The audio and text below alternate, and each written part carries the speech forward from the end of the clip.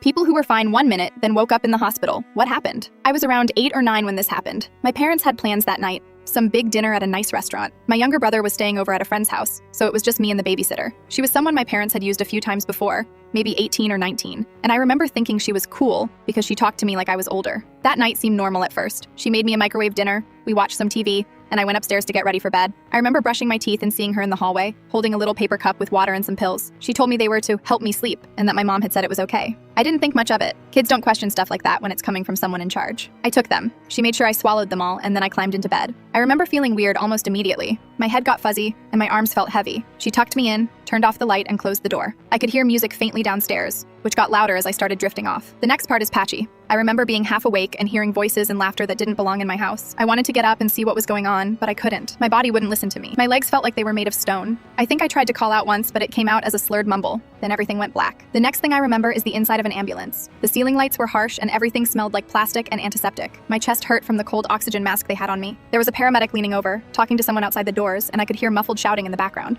My head was pounding, my stomach felt like it was on fire, and I couldn't understand why my parents weren't there. Later, I found out what happened. After I passed out, the babysitter invited a bunch of friends over. It wasn't just a hang out quietly kind of thing. It was a full-on party. Music blasting, people drinking, people in and out of rooms. One of the neighbors heard the noise and called my parents, but by the time they left the restaurant and started heading home, someone at the party had realized I wasn't just sleeping. Apparently, I'd started breathing weird, shallow, slow, with little pauses. My lips were pale. Someone finally panicked enough to call 911. The paramedics arrived before my parents did.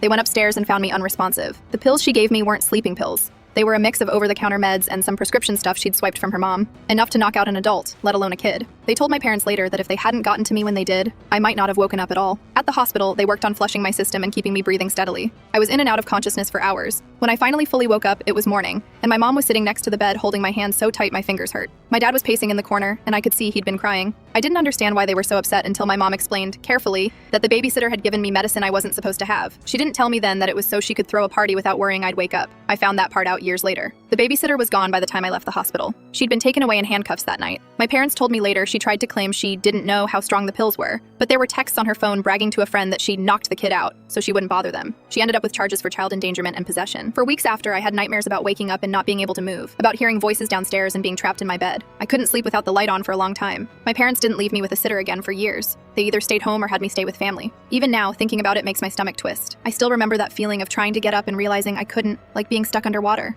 I remember the cold air of the ambulance and the look on my mom's face when I woke up. And I remember, in the smallest, most distant way, the sound of people laughing in my living room while I lay upstairs, completely helpless.